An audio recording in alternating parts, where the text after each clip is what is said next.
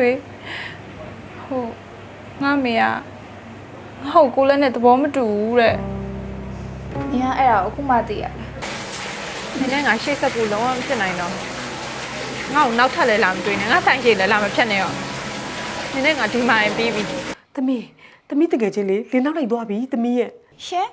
ယောက်ျားကြီးကလေအတားကလေကြီးရယ်တကူကောင်းကလည်းဆန်းကြသေးရယ်ဟောသူတို့ကိုသူတို့လေအခွင့်နူးကန်လို့ဘာလို့နဲ့ 你哎呀，俺现在他们讲太平了，没啥办，俺别住你家么好不啦？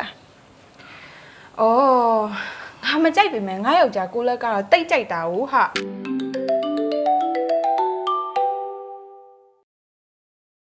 ဆွေငါမေကငါ့ကိုလက်နဲ့သဘောမတူဘူးတဲ့ 你看，哎呀，我妈的呀，你呀，那遇到了不毛他的给啥？不用担心，不如他包住嘛呢。 ကိုလက်ကဘယ်ရပြီးသားပါဟာသူလည်းသူ့ရည်ချင်းလေးနဲ့သူရှိပါရဲ့ဒါမဲ့လေအခုငါမေကငါဖုံးမှာတိန်းထားတော့ကိုလက်ကနေ့တိုင်းဆိုင်ဝင်လိုက်ထွက်လိုက်နဲ့ရှောက်ပြန်တန်ပေးချေအေးဝမ်းရောင်စနေနာနေတာဟာ 切A 弯样嘛，嘿，切 A 呀，弯没样嘛。 ဘာဖြစ်ဟာအခုဆိုရင်လေငါတငယ်ချင်းတွေနဲ့တွားရင်တော့မှမမေကမတင်ငါတော့ဘူးဟာအော်ဆွေငါကလေသူ့ကိုတကယ်မချစ်ဘူးဟာငါသူ့ကိုပြောတွဲရနင်ကလေနော်ဟိုနေ့ကငါမိလာတာတော့မပြောအခုဆိုငါပြင်သွားဖို့ပါမစ်တောင်ပိတ်လိုက်ပြီလေ 哎呀，你呀，哎呀，我看不，那样的哩。你呀，哩别打了呀，这不公个比。 ဟိုအခုဆိုရင်လေကိုလက်ကဆိုင်အောင်နေ့တိုင်းဝင်လိုက်ထွက်လိုက်လုပ်နေလို့ငါမေကငါ့ကိုဆိုင်အောင်မှမလွတ်တော့ဘူးဟာအခုဆိုရင်ဆိုင်အောင်ငါကောင်းကောင်းမထိုင်ဖြစ်တော့ဘူး 啊，所以你如果切 A 弯样没呀，你妈不？ ငါလူမဟုတ်ပါဘူးเนาะဟိုသူအခုလိုမျိုးကြီးချေးဝမ်းအောင်လုပ်နေရတယ်လဲငါမကြိုက်ဘူးအားကြောင့်လေငါသူနဲ့တရက်လောက်စကားအေးဆေးပြောပြီးတော့အပြတ်ဖြတ်ချင်တယ်ဟိုငါငါ့ကိုသူနဲ့တရက်လောက်တွေ့လို့ရအောင်ကူညီပေးပါလားယင် 对，你录了没讲呢？俺有点看你的没有别钱。 ဟုတ်ငါလူလည်းမကြပါဘူးတကယ်သူ့ငါအပြတ်ဖြတ်မှာပါကူညီပါနော်နော် 你这个都那啥都别钱嘞，所以俺那个姑娘没。 တကယ်လားဆွေ သမီးရေသမီးတငယ်ချင်းကလေသမီးလေးကိုရေးတော့မတိုက်နိုင်တော့ကဲရောအမောလေးပြေသွားရေးလေးတောင်းလိုက်အောင် 好的。哦，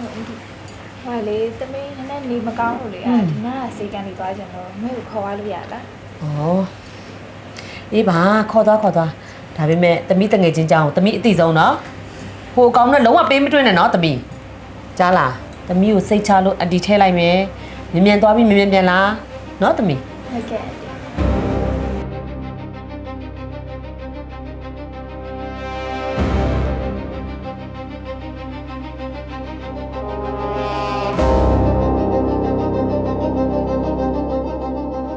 ကိုယ်နဲ့နောက်စားတယ်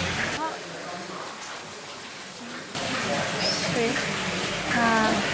သူ့ဟိုဝိုင်းမှာစကားအပြတ်ပြောပြီးတော့ဒီပြန်လာခဲ့မယ်နော်မဆောင်နော် 你也来老了呢，我讲你也想的，俺们在干什么？ ဒီကစိတ်ချပါနော်မြန်ပြောပြီးတော့ပြန်ခဲ့မယ်နော်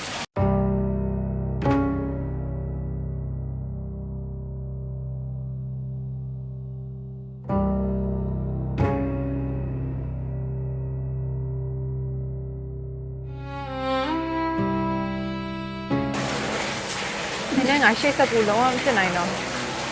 我脑壳来làm对呢，我生气来làm骗你哦。你那俺听妈的 baby。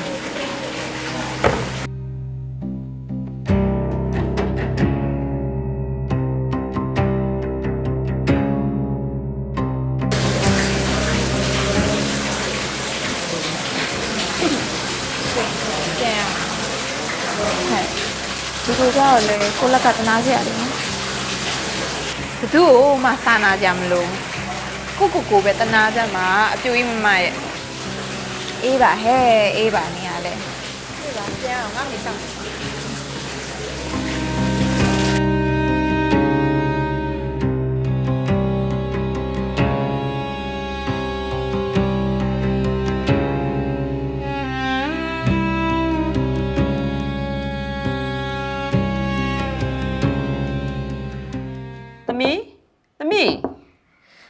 ဒီကလေးမထသေးဘူးလားသမီးရေဟမ်သမီးလည်းမရှိပါလား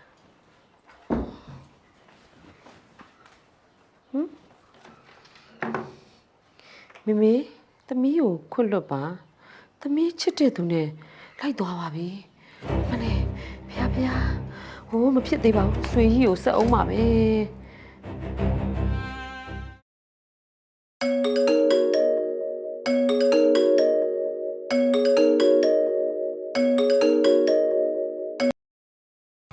ဟယ်လို ဟယ်လိုဆွေကြီးလားသမီး ဟုတ်ကဲ့အန်ဒီ သမီးတကယ်ချင်းလေလင်းနောက်လိုက်သွားပြီသမီးရဲ့ ရှင် ရှင်မနေနဲ့ညီတို့ဟိုတနေ့ကပဲအချိတ်ဆက်တွေလုပ်နေကြတယ်မဟုတ်လား မဟုတ်ဘူးအန်ဒီ तू ကအပြက်ရှင်းလိုက်ပြီလို့သမီးကိုပြောတာ ဘာလို့အပြက်ရှင်းတာလဲဘာလဲအိမ်မောကနေစင်းပြီးယောက်ျားနောက်ကိုလိုက်ဖို့အတွက်ကိုအပြက်ရှင်းတာလားဟုတ်လားဆွေကြီးညီကိုစိတ်ချလို့လေသမီးကိုထည့်လိုက်တာလေဟိုသမီးကိုတွေ့ရင်အတီကိုပြောအောင်နော်သမီး ဟုတ်ကဲ့အန်ဒီဟုတ် ဒါပဲနော်သမီးဟိုဖြစ်သေးပါဘူး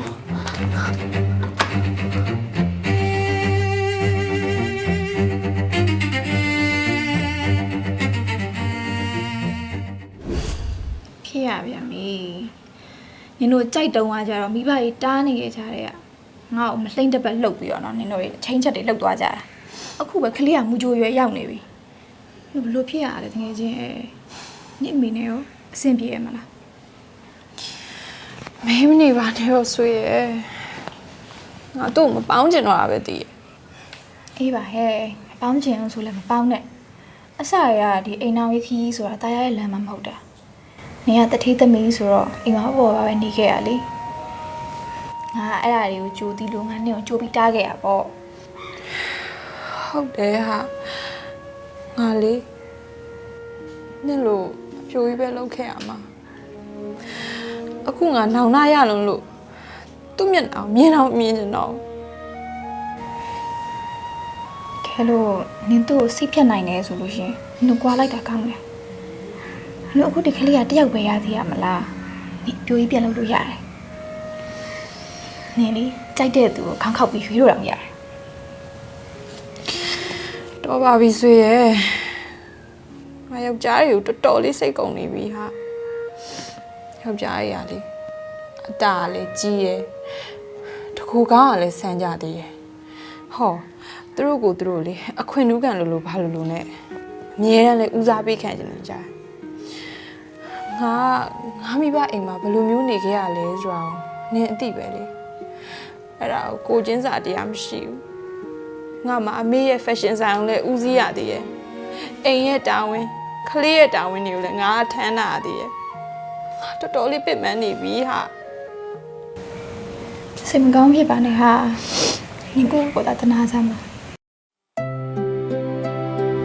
ဘသူ့ကိုမှစာနာကြမလို့ကိုပဲတနာကြမှာအပြိုကြီးမမရဲ့ဆွေငင်ငါ့ကိုရွေ့နေရလား မေຫນွေလာသေးရမနေ့ကနေကသူအိမ်မောကနေဆင်းသွားလို့ မင်းနဲ့ရံပြစ်တိုင်းဘယ်တော့မှအိမ်လာလို့လဲသူတကယ်ချင်းအိမ်သွားနေရနေမှာပေါ့ ဟိုအဲ့ဆိုຫນွေကိုဖုန်းခေါ်ပေးပါလားယင်သူကသားဖုန်းခေါ်ရင်ကြိုင်မှာမဟုတ်ဘူးမေရဲ့ တို့တွေကလေရှုပ်ကိုရှုပ်တယ်သိလား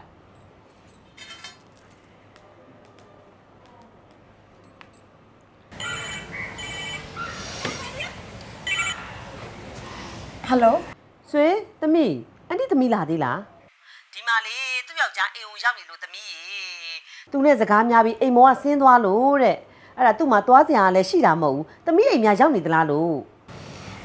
ဟုတ်တယ်အန်ဒီရဲ့သူတပည့်ရင်ရောက်နေရပြီးတော့လေသူ့ယောက်ျားနဲ့မပေါင်းနိုင်တော့ဘူးဆိုပြီးပြောနေသေးတယ် မလီသမီးရဲ့အန်တီသမီးကြောင်းလေအန်တီအတိဆုံးပါအေးပါဒါပဲ ဟုတ်တယ်ဟုတ်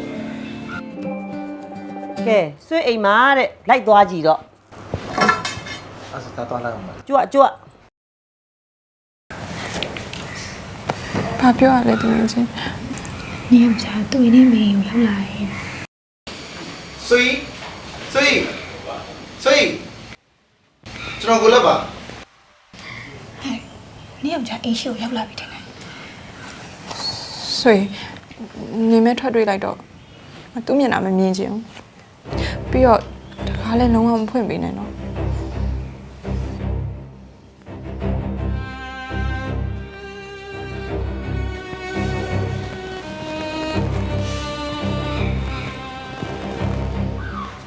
အိမ်မှာသမီးလေးငိုနေတယ်လို့နွဲကိုပြောပြပါအောင်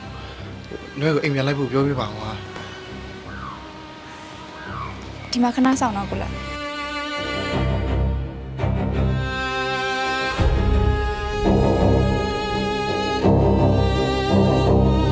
နေကိုပြန်လာခေါ်ထားတဲ့သမီးလေးကလည်းနေကိုမတွေ့လို့ငိုနေရတဲ့ သူများအိမ်ဒီလာပြီးဒုက္ခလာပေးနေပြန်ပြီဆွေငါပတ်ဝန်းကျင်အားနာလို့ပြန်လိုက်သွားရမယ်နော်ဒါမဲ့လေဟိုနင်ပြောလိုမျိုးသူ့ငါရအောင်ကွာရှင်မသမီးလေးကိုခေါ်ပြီးတော့သူ့အပြတ်ဖြတ်ပြင်မယ်သူ့ဆက်ပြီးတော့မပေါင်းနိုင်တော့ဘူးဟာခုကလည်းသမီးလေးငိုနေရဆိုလို့ဒါပြန်လိုက်သွားမှာဆွေငါသွားရမယ်နော် အခုလို့ဆိုငါစီဖုန်းဆက်နော် ဟိပါ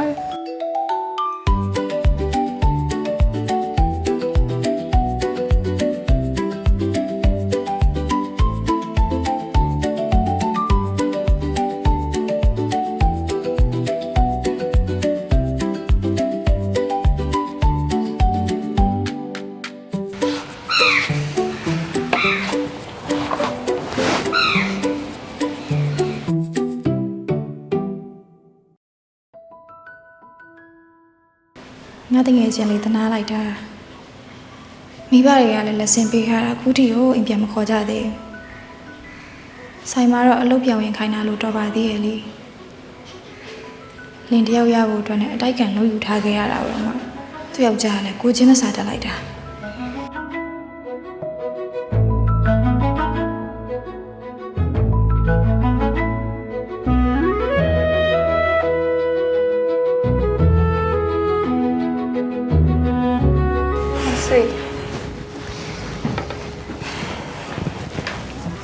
တငယ်ချင်းပြန်မနေလား ကျွန်တော်ဘာပဲတငယ်ချင်းရဲ့ နင်ကွာရှင်းမဲ့ကိစ္စကိုဘယ်လိုလုပ်ပြီးသွားလဲနင်ယောက်ျားကိုလောက်ကသဘောတူရဲ့လား တငယ်ချင်းရဲ့ငါဖြစ်ကတော့လေအိမ်နောက်မှုဖျားတီးစေးမြင်စုပ်ထိုးဒီသုံးမျိုးဟာနောက်ပြန်ခက်တယ်ငါတော့လေတဲမိရဲ့ဖျားလက်ဒါနာနာဆိုလိုပဲဖြစ်နေပါပြီတငယ်ချင်းရဲ့ယူမိတော့လဲတိခံပြီးရောဆက်ပေါင်းရုံပေါ့ ပေါင်းစရာလားတကယ်ချင်းနင်ရဲ့ဘဝကဘယ်သူမျက်နှာအောင်မှကြည့်စရာမလိုတဲ့ဘဝလေအဲ့ဒါကိုအောက်ကျနှုတ်ကျခံပြီးပေါင်းနေစရာမှမလိုတာ ဆွေနေယောက်ျားလုံးဝမြင်မယ်တိလားငါတော့လေယူပြီးမှမှားမှန်တည်ရယ်နောင်နာလဲတော်တော်လေးကိုရနေပြီဟာအခုဆိုအချိန်နေရာလေးလွန်ကုန်ပြီပြန်ကွာလို့ကလည်းမရတော့ငါရဲ့လေလွတ်လပ်တဲ့အပြူဘွားလေးကိုအရန်လွမ်းတာပဲ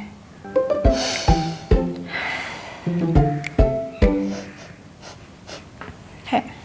အနေရနော် ဘာနဲ့လဲ ညော်နဲ့လိုပဲငါယောက်ျားတော့ငါဟင်းလေးမလေးငါဟင်းလေးတော့တူကုန်မှမသိပါဘူး ဟဲ့မီဆို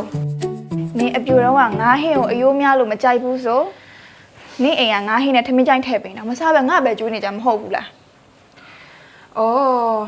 ငါမကြိုက်ပေမဲ့ငါယောက်ျားကိုလက်ကတော့တိတ်ကြိုက်တာဟုတ်ဟာငါအယိုးကြောက်ပေမဲ့ငါလေးတွေကပေါင်းချက်လို့ရှိရင်နူးဣပြော်လေစားလို့ကောင်းနေရောဟာဘလို့လဲညောမြည်ကြည့်အောင်လား အော်အယိုးကြောက်ပေမဲ့ပေါင်းစားရင်ကောင်းတာ哦